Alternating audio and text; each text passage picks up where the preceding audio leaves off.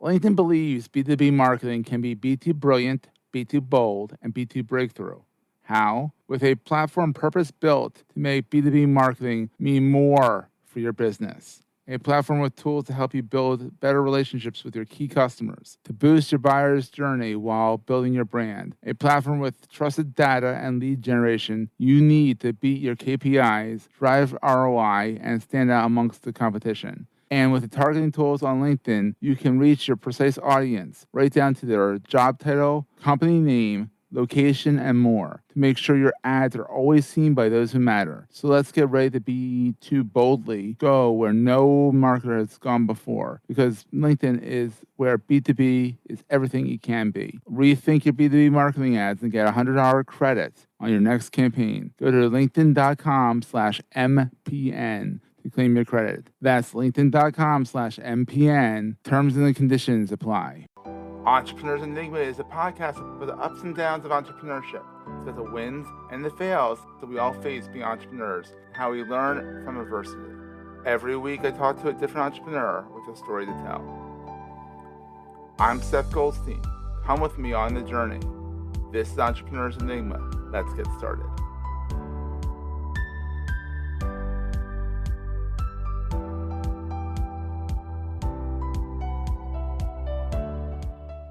Hey everybody, welcome to another edition of the Entrepreneurs Enigma podcast. I'm Seth. Today I am so excited. I'm here with Hala Taha, Young and Profiting Media.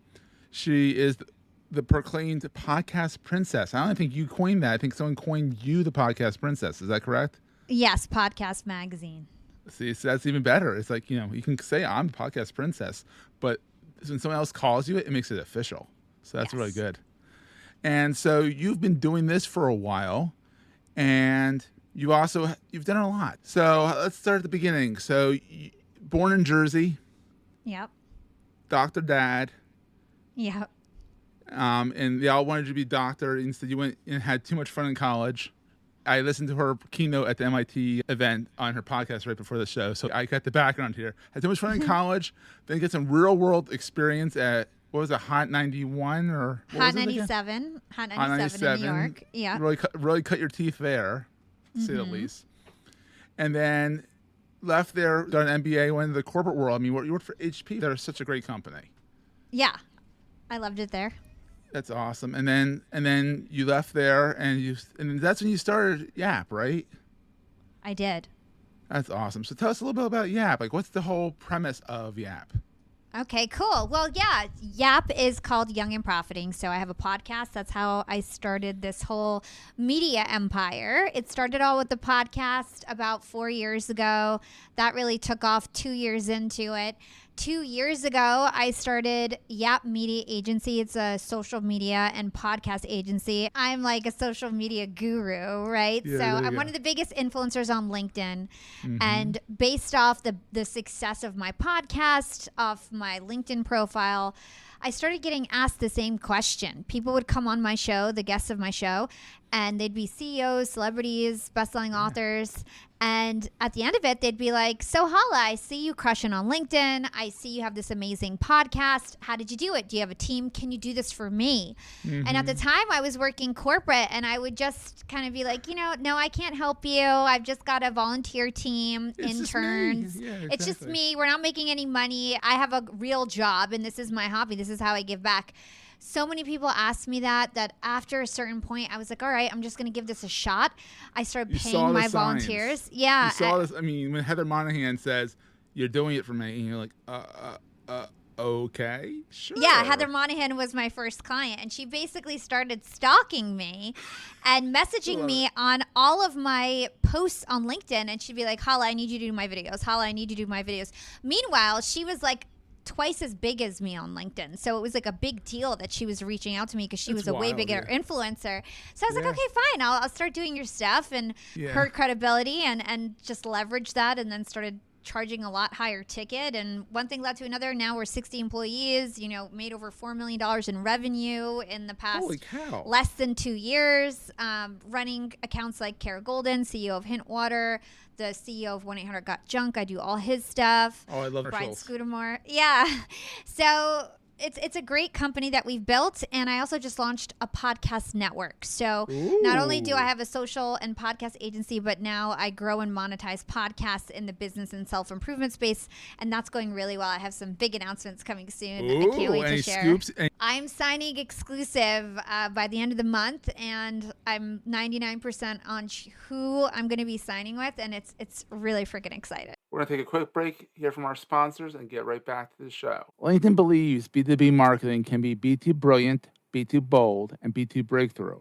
How? With a platform purpose-built to make B2B marketing mean more for your business. A platform with tools to help you build better relationships with your key customers, to boost your buyer's journey while building your brand. A platform with trusted data and lead generation you need to beat your KPIs, drive ROI, and stand out amongst the competition. And with the targeting tools on LinkedIn, you can reach your precise audience right down to their job title, company name, location, and more to make sure your ads are always seen by those who matter. So let's get ready to B2 boldly go where no marketer has gone before, because LinkedIn is where B2B is everything it can be. Rethink your B2B marketing ads and get $100 credit on your next campaign. Go to linkedin.com/MPN to claim your credit. That's linkedin.com/MPN. Terms and conditions apply.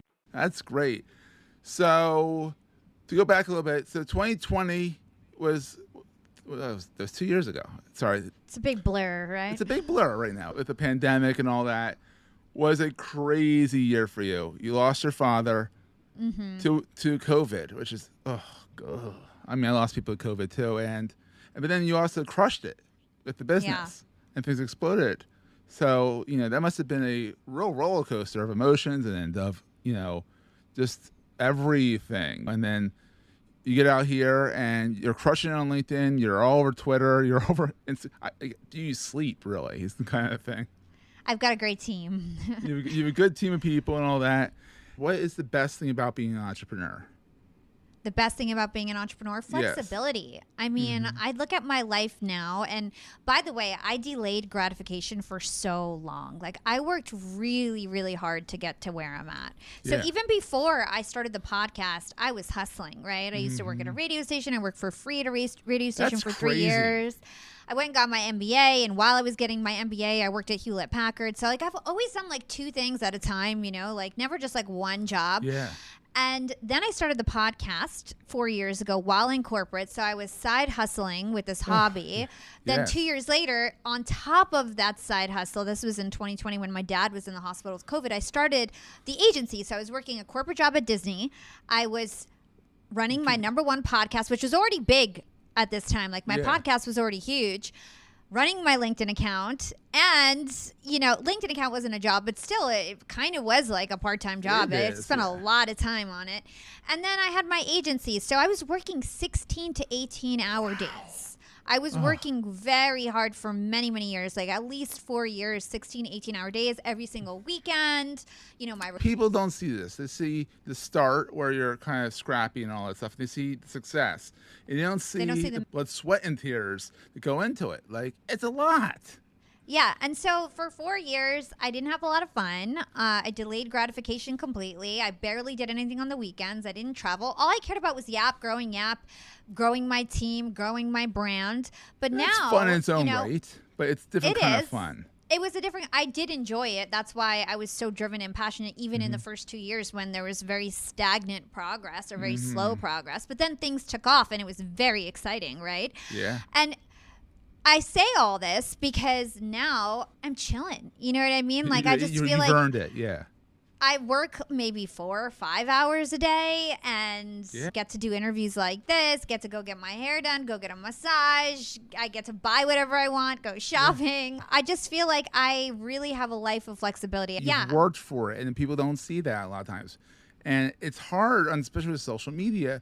They see the success. They see, like, your clip reel when you click on your avatar, and all of a sudden the music blares, and it's Hala everywhere, doing fun stuff. And you're just like, wow. But it's like, there's 4 years where you weren't doing that stuff. You were literally sitting down at the computer, pumping out, content. I have, like, neck problems because I was on the computer so much. Like, it's called a standing desk. I really, really busted my butt. But now, to answer your question, being an entrepreneur, I've got all this flexibility, right? I not only created a business, I created a business that runs on its own. Yes. Right. And it's not to say that I don't work hard. I just work smart, and I'm working on the things that really matter. I'm doing the selling, right? I'm doing the brand building, the networking. That's my job now. I'm not required to do all the nitty gritty stuff anymore because I've trained people to do it, and I've set up the foundation for that. So for me, I just love being an entrepreneur because I get to live my life now. I get to have a life. Go to the doctor, for example. I get to do that now. Congratulations. I know how it is. Like you really sit down and you have to put the work in. What was the scariest thing about entrepreneurship? I mean, sometimes it's the same thing as the best thing about being entrepreneurship, but like, what was it for you? To be honest, it's intimidating to be such like a young, successful entrepreneur to other people in my life. And I lost a lot of relationships choosing this path. Yeah. I lost my man, somebody I was with for 12 years. He didn't support me on this entrepreneurship journey. I've just started actually talking about this. I never talked about it before. But yeah, I was with somebody for 12 years, and he was really against me being an entrepreneur. He wanted me to be a corporate girl.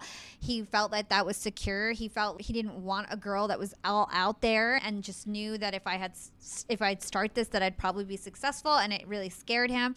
And so he kind of kicked the curb because of that, and I moved out of the house. And even like my best friends from childhood, like they can't handle it. They can't handle seeing me being so successful, being so different. Really? And a lot of them stopped talking to me. Yeah. So I lost like some of my best friends. I lost my ex-boyfriend. I have a new boyfriend, thankfully. But yeah, like people can't handle it. And the only people that could handle it were like my direct family, because I feel like those are the people who actually like really, really love you. Well, they saw you at your lowest. They saw you at your highest. They saw you in the middle, and that shows what good friends, good family is. Exactly. So yeah, not everybody could handle it. So I think the hardest part of entrepreneurship is how lonely it can get, to be honest.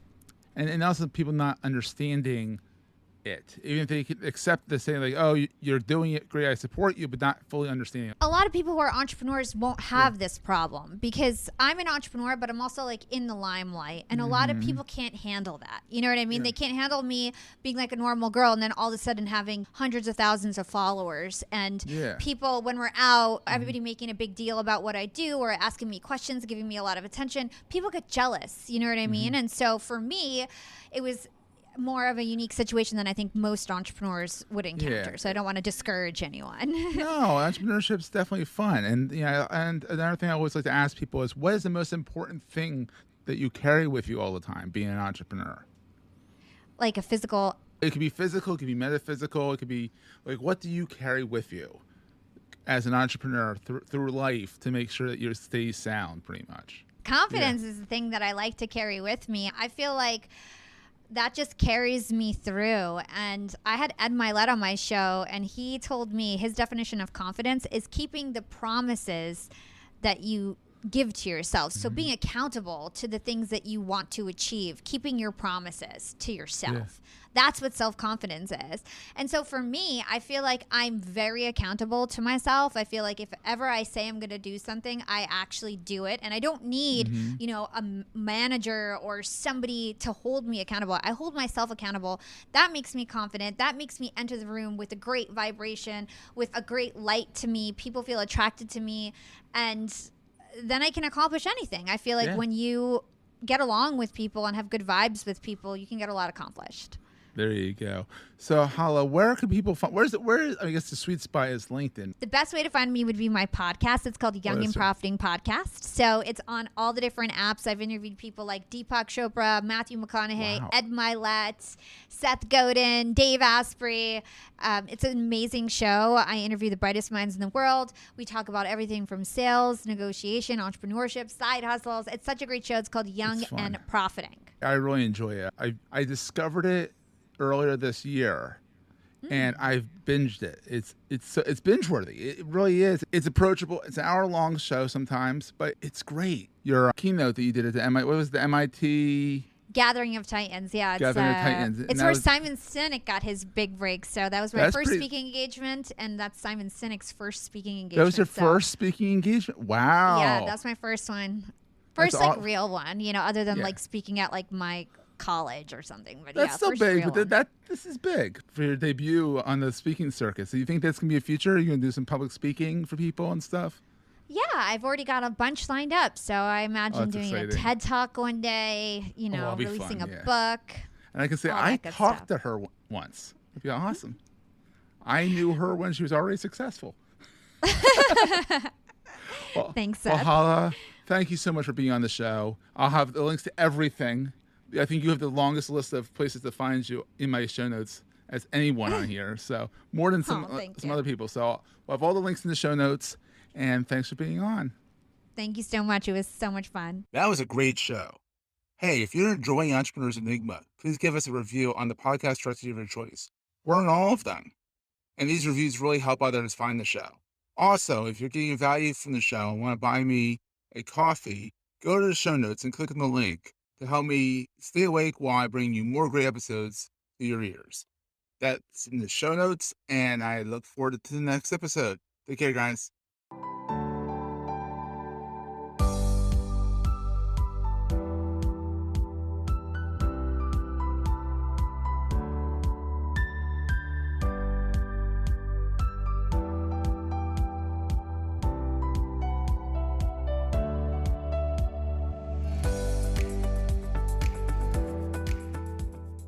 Goldstein Media hopes you have enjoyed this episode. This podcast is one of the many great shows on the MPN Marketing Podcast Network.